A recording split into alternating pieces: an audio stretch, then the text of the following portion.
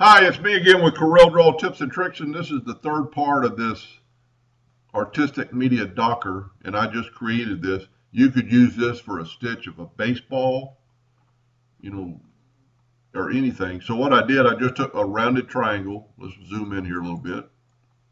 And you don't have to do it exactly like this, but let's rotate this thing 45 degrees. Then let's Control D and just mirror it the other way. So they're both at 45 degrees. Now I would suggest going up here and left click, right click, and turn it into a line, and then weld it all together so it's one piece.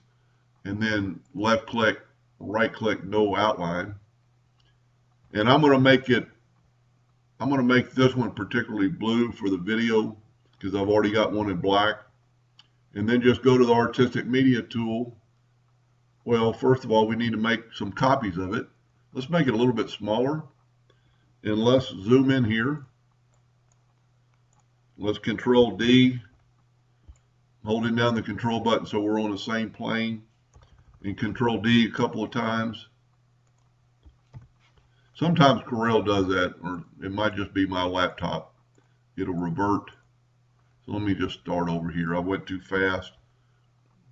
Let me zoom back in. Control D, hold down the control button so you get on the same plane. Control D, and I'm going to see it did it again.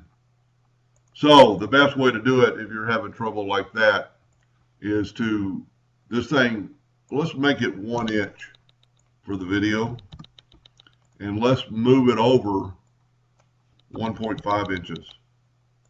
Control D, that way if you have a problem you can go right back. I think it's just my laptop memory can't keep up with Corel Draw, and there it did it again. But just Control D and then you're back on schedule. And let's make it a little bit longer. Then you need to group these together.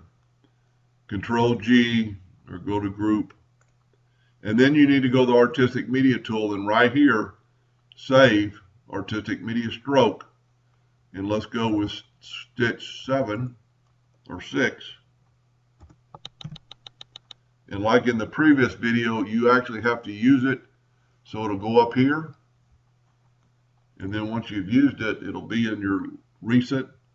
Let's take a 3-point line, 3-point curve, put a little curve to it, go have that line selected and go right here to your last stitch used. And there you have it. That would be a baseball stitch for a baseball or anything. Raggedy end, close, it's unlimited. Anyway, I hope that helped a little bit. Thank you for watching.